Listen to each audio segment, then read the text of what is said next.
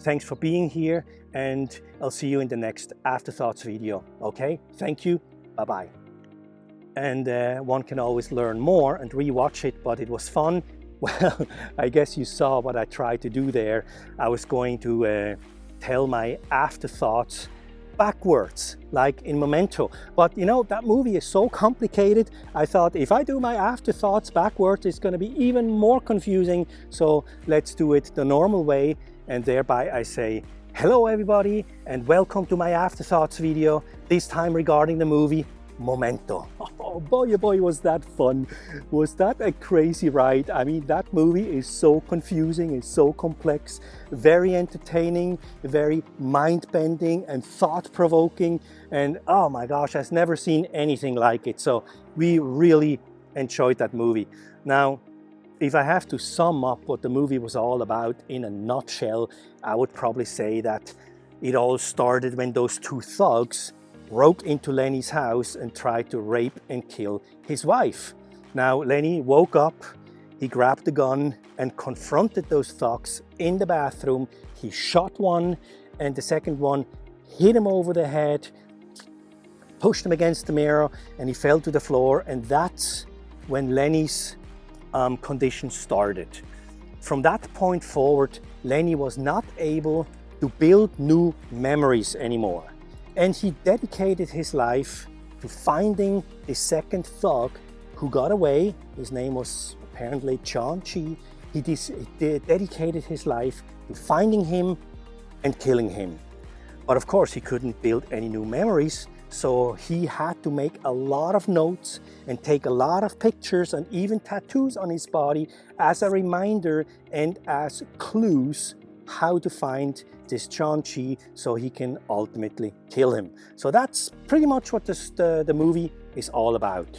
Now, I would say the biggest twist of the movie, or the biggest reveal of the entire movie, in my opinion, is the fact that the story of Sammy Jenkins, that's the guy we always saw in the black and white flashbacks, who had the same problem as Lenny. He couldn't build any more new memories. So the revelation that this story, most of it is actually not true. That was a huge twist. So Sammy Jenkins actually did exist. That is all true. And when Lenny worked for this insurance company as an investigator, this was actually his first case, this Sammy Jenkins. So he had to visit him and find out what's going on with this guy. And here's the true story. Apparently, Sammy Jenkins was a fraud. He was faking the whole thing, his own condition. He faked it probably because he was after insurance money. So Lenny back then, he exposed this guy, and that should pretty much be the end of Sammy Jenkins' story. That should be it. But Sammy Jenkins, it's all over this movie from the beginning to the end. Now, once we learn more facts, we start to realize that this whole thing about Sammy Jenkins was made up by Lenny himself, because he pretty much was Sammy Jenkins in his mind, or at least, you know, after he exposed him. From then on, it was all made up. And it turns out that Lenny himself actually, I mean, Sammy Jenkins didn't even have a wife. So no wife with diabetes, nothing like that. It was actually Lenny himself who was married to a woman who had diabetes. And it was not Sammy Jenkins who gave the wife insulin shots. It was Lenny himself giving it to his own wife. And we know this tragic story that Lenny made up. Sammy Jenkins' wife was so devastated about this condition that she tested him again and again. And the ultimate test was to have Sammy Jenkins give her one insulin shot after another. Every few minutes she said, hey, it's time for my shot. And the poor bastard just got up and did it because he couldn't, remember. But again, that was not Sammy Jenkins' story. That was Lenny's story. So his own wife probably couldn't cope with this whole situation. And that would be a very difficult situation if your spouse doesn't remember you every 15 minutes, you know. So I guess it was devastating to her, and she tried to put him through that last test, probably thinking either this makes him snap out of it, or if not, then I die. And I guess that was her decision, and that's what happened. So that was probably the biggest reveal, which now brings me to the biggest catch of the movie that I made. And I'm sure 99% of the people missed it, and I just got lucky. And I tell you why, because there was this one scene when we see Sammy Jenkins, black and white footage again, sitting in a mental institution. He's sitting on a chair, and then somebody walks by like this, boom, and then it's a different face on him. And I wasn't quite sure what I saw, I just knew something was off. And I'm so happy that Jessica said, well, let's just rewind. And then we did rewind to that place and watched it again and stopped it, freeze frame, and indeed, Sammy Jenkins suddenly had Lenny's head. And that was, of course, a huge indicator that Lenny, in his mind, actually created this whole story, that Lenny was Sammy Jenkins himself in his made-up story. And the reason why I caught it is because the voiceover at that point was talking about people faking recognition. You know, if you meet somebody new or you're not sure if you're supposed to know that person, you kind of fake a look of recognition so you don't come across weird if it turns out that you actually should know that person, you know. So he was talking about that. So while he was talking about that, my eyes were glued on Sammy Jenkins sitting on that chair, and somebody walks by, because I wanted to see, can I detect something in his eyes, or can I see in his facial expression that he is faking recognition? And while I was focused on that and the person walked by, boom, that's when I realized something changed there. And I wasn't 100% sure because it was so quick. It's kind of similar to when I do editing, and in my timeline there is like an empty frame or something, or a black frame, and I watch the video and suddenly it just flickers real quick. I mean, that frame is a 30th of a second long. It's really quick, you can't really see what it is, but I do notice stuff like that, you know. And that's kind of the same feeling I had, that something just was strange, and that's why so happy we rewinded, and then we saw indeed the face change, because that was a huge indication. And of course, knowing that, that makes you, you know, watch the movie through a different lens now, realizing all those facts, you know. So that was very, very interesting. And now, of course, one could go even further into smaller details, because there's a lot of details in this movie and it's a lot of fun.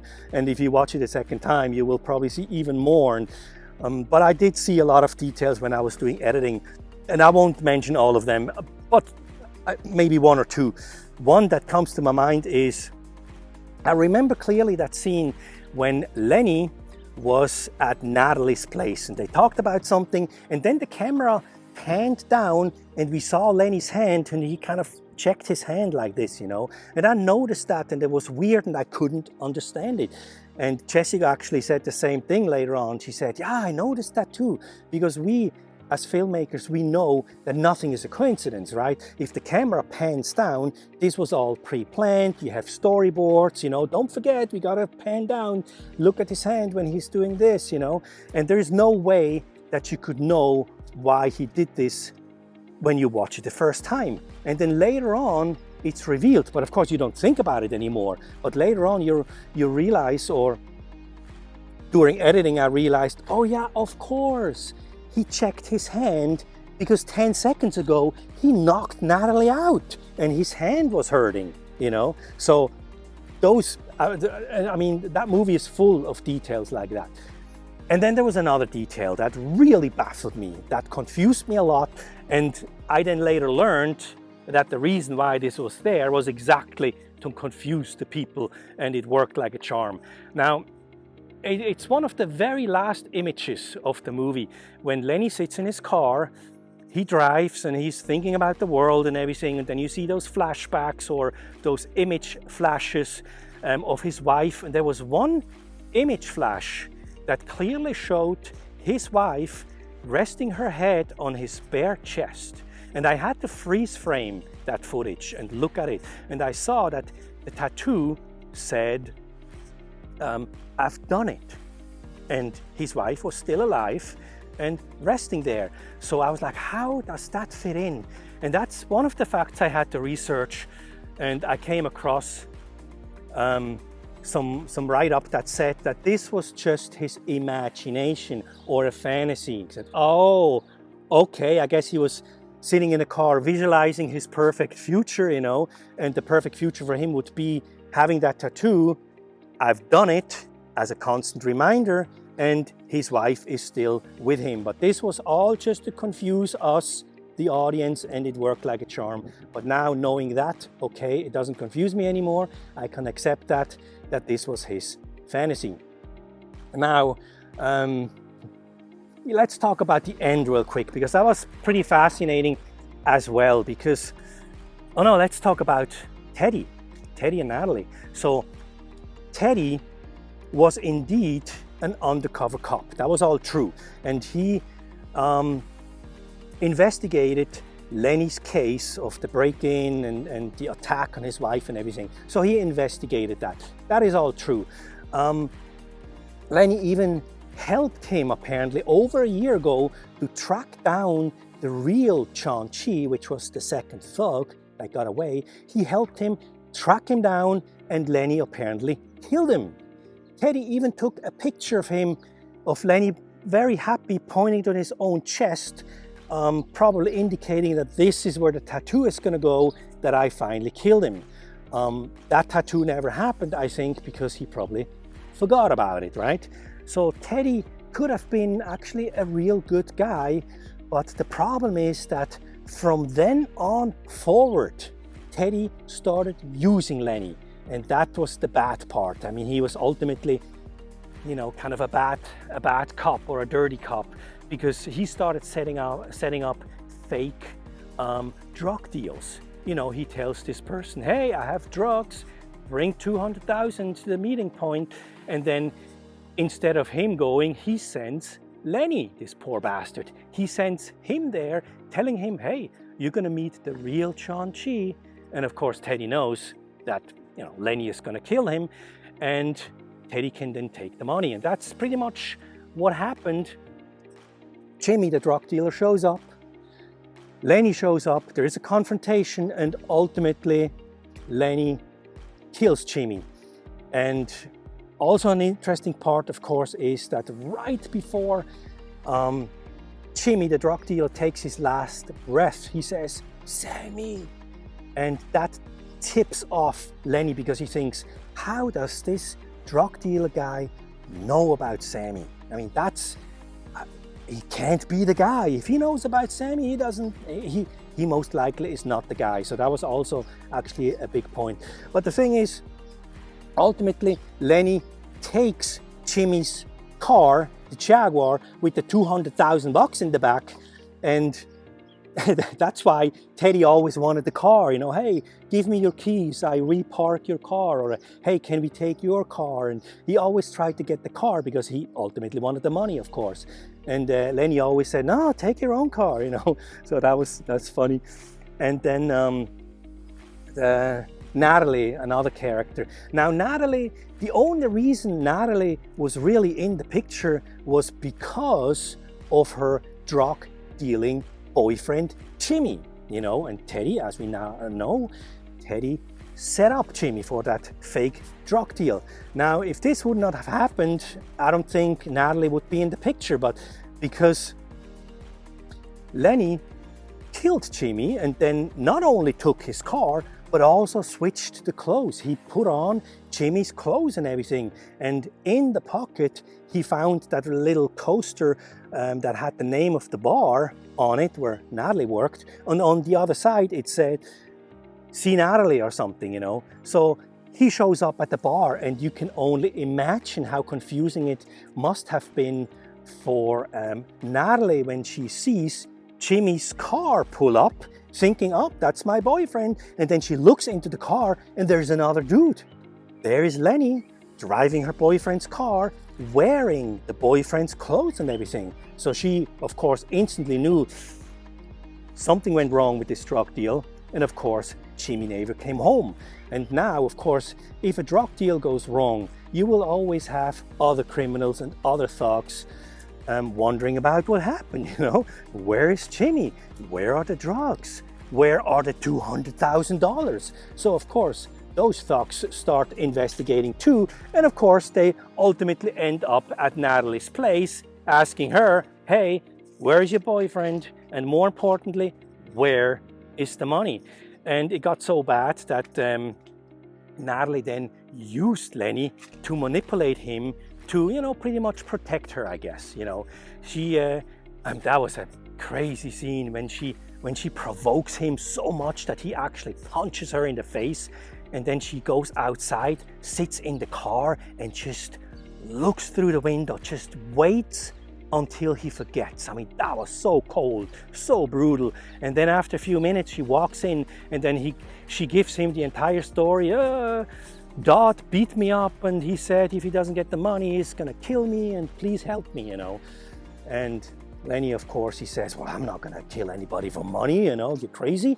But ultimately, Todd chases down Lenny. And that was probably the funniest scene of the movie or moment when Lenny thinks that he is chasing that guy and it turns out, no, he's actually chasing me, you know.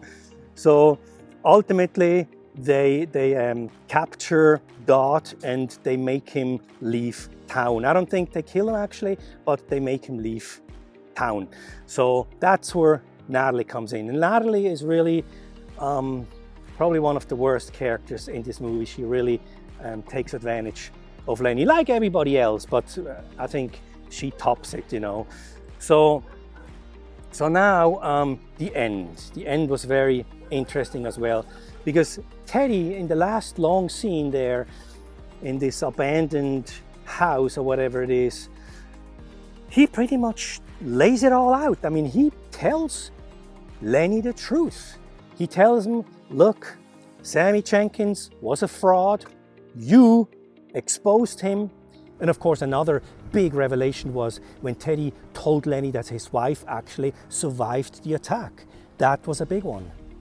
Sammy Jenkins didn't even have a wife, you know, and it was actually you who, of course, have the condition. It's you who has a wife, and it's you who has a wife that is diabetic.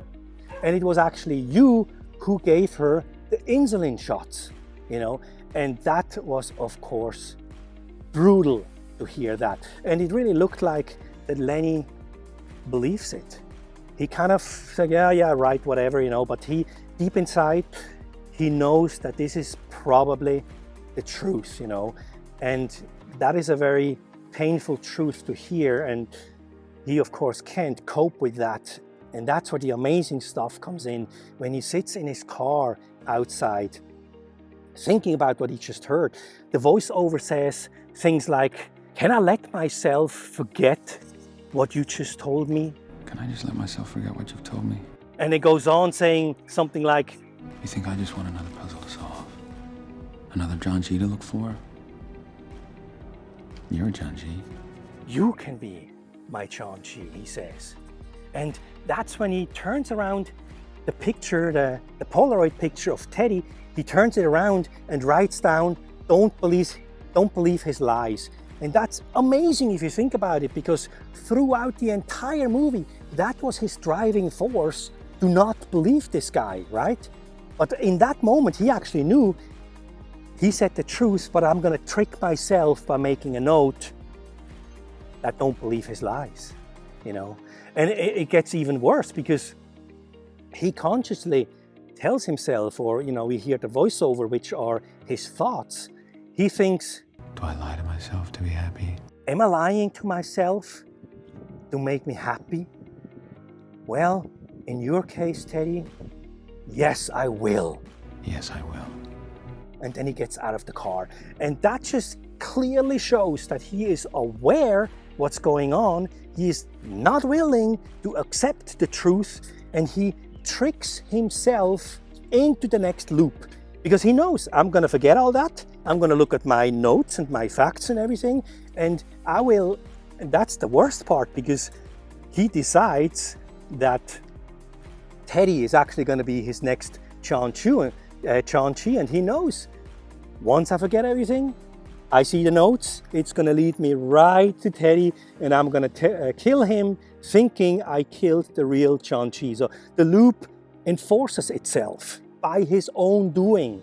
So it really screws with your mind, and it definitely screwed with his mind big time. So that was what made this movie so interesting. There's so many angles and so many levels to it. I mean, you just sit there, your brain starts hurting, you try to absorb all those facts and you try to make sense of it, and then the whole thing is told backwards with flashbacks and everything. It's definitely the most unique storytelling I have ever seen in my life, you know, and I can see why this movie became a lot of people's favorite. I mean, I really liked it too, and Jessica loved it too, so good stuff. Thank you so much for being here for my Afterthoughts video. I hope you enjoyed my analysis, and I'm sure I missed a lot of details and there's a lot of stuff maybe I didn't get 100% correct, but I think the crux of the story we understood, and one can always learn more and rewatch it, but it was fun. Thanks for being here, and I'll see you in the next Afterthoughts video. Okay, thank you, bye-bye.